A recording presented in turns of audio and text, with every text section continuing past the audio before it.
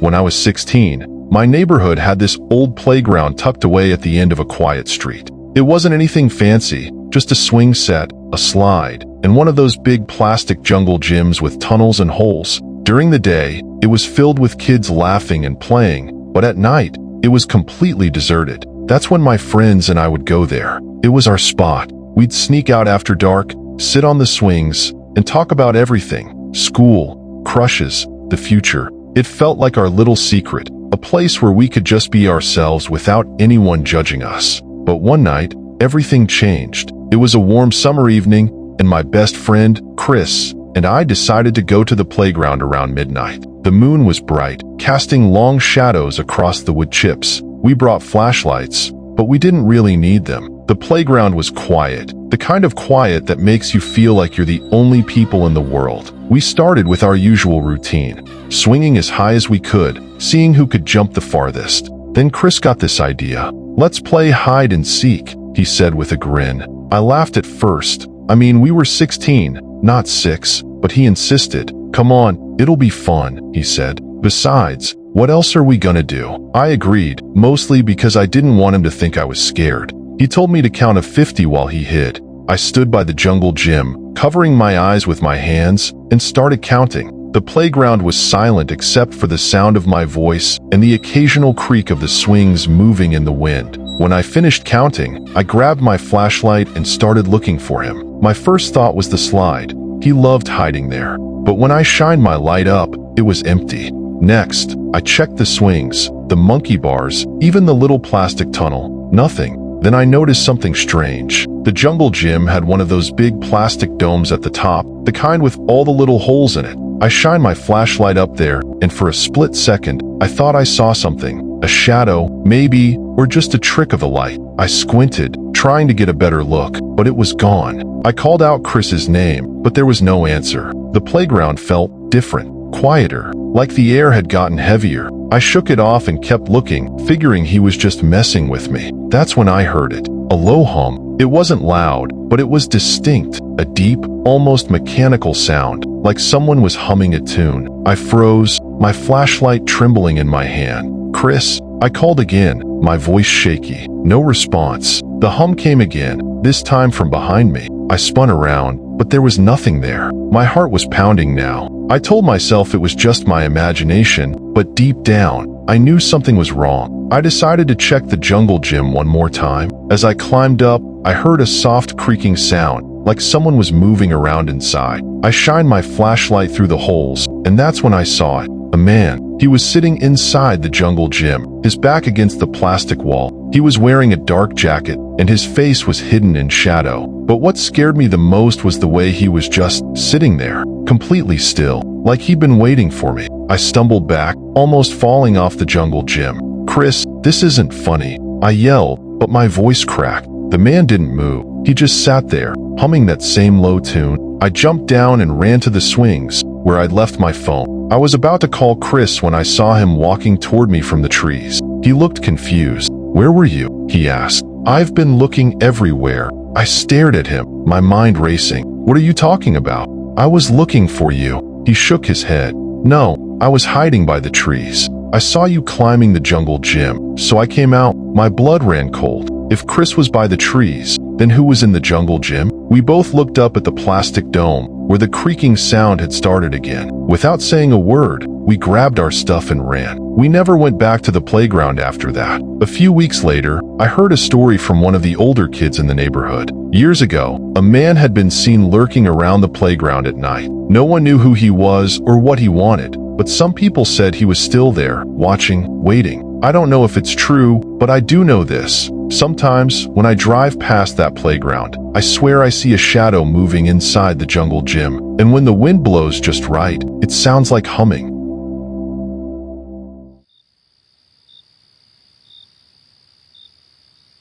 Have you ever had a memory from your childhood that just makes your skin crawl? One of those moments where, looking back, you can't believe how close you were to something truly terrifying. Well, this is mine. When I was about 7 years old, my parents used to take me to this huge park near our house. It had everything: a massive wooden playground, a small lake, picnic tables, and a long winding bike path. It was the kind of place where parents felt safe letting their kids run around while they sat in the shade, chatting or reading magazines. One particular summer afternoon, my parents set up a picnic by the lake while I ran off to play. I remember being obsessed with this one part of the playground, a maze-like structure made entirely of wood, with tunnels, bridges, and lookout towers. It felt like a giant castle, and I would spend hours climbing through it, pretending I was on some sort of adventure. As I was running through one of the tunnels, I heard someone call my name. I stopped and turned around, expecting to see my parents. Instead, there was a man, probably in his late 40s, standing just outside the tunnel entrance. He had a kind smile, but something about him felt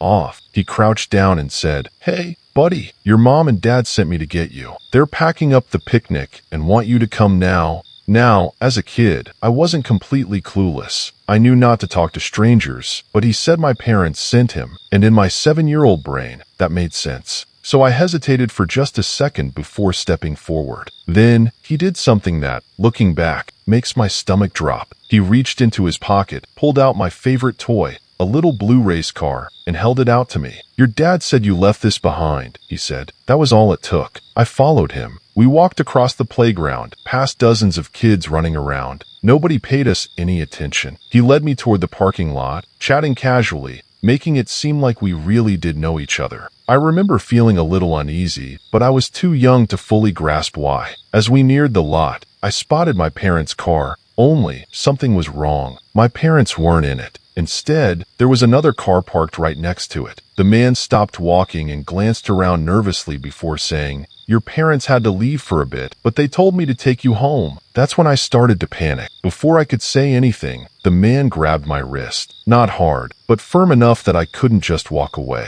My heart started pounding. I looked around for help, but nobody seemed to notice. My little brain was screaming at me that something wasn't right, but I didn't know what to do. Then, out of nowhere, I heard my name being called again. But this time, it was a voice I recognized. My dad. He was sprinting across the grass, eyes locked on me. The moment the man saw him, his entire expression changed. He let go of my wrist so fast, it was like he'd touched fire. Then, he turned and bolted. My dad reached me seconds later, pulling me into his arms. My mom was right behind him, shaking, her face pale. I remember her saying over and over, "We couldn't find you. We couldn't find you." It turns out, my parents had never sent anyone to get me. The toy car? It had been stolen from our picnic blanket when they weren't looking. My dad had only realized I was missing because he saw someone, that man, leading me away. We never saw him again.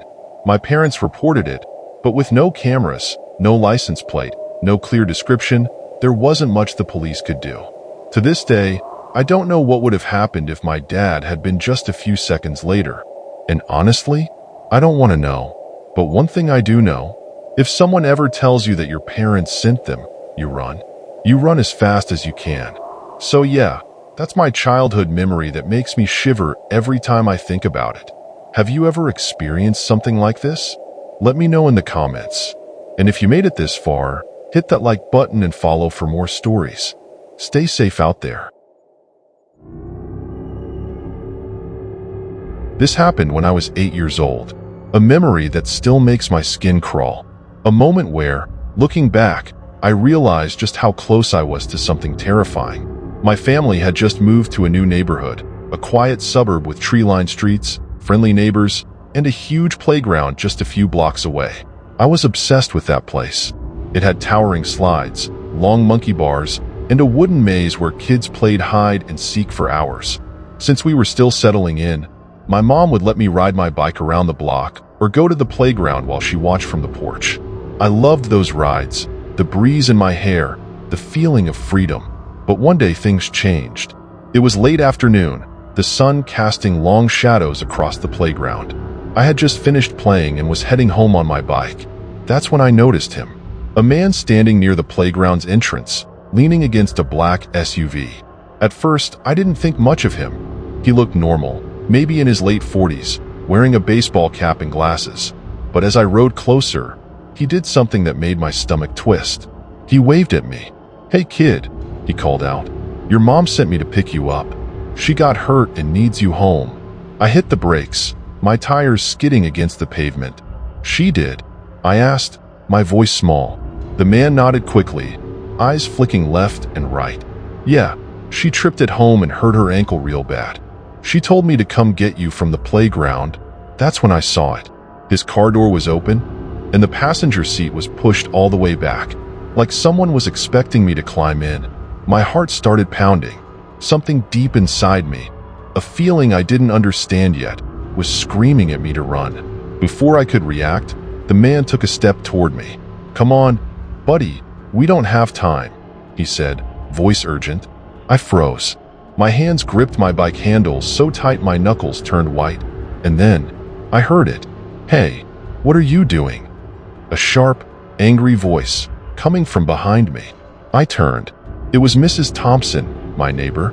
She was standing on her porch, eyes locked onto the man, suspicion burning in her expression. And in that moment, his entire face changed. The fake concern vanished. His lips curled into something else, something darker. Then, without a word, he turned, got into his SUV, and sped off. Mrs. Thompson ran over, breathless. "Honey, do you know that man?" she asked. I shook my head. She called my mom immediately, and within minutes, my parents were at her house. My mom was completely fine. She had never sent anyone to pick me up. The police were called, but the SUV? Gone. No license plates. No evidence. Just gone. To this day, I don't know what would have happened if I had believed him, if I had climbed into that car. And honestly, I don't want to know. But I do know one thing. If a stranger ever tells you your mom sent them, don't believe them. Run.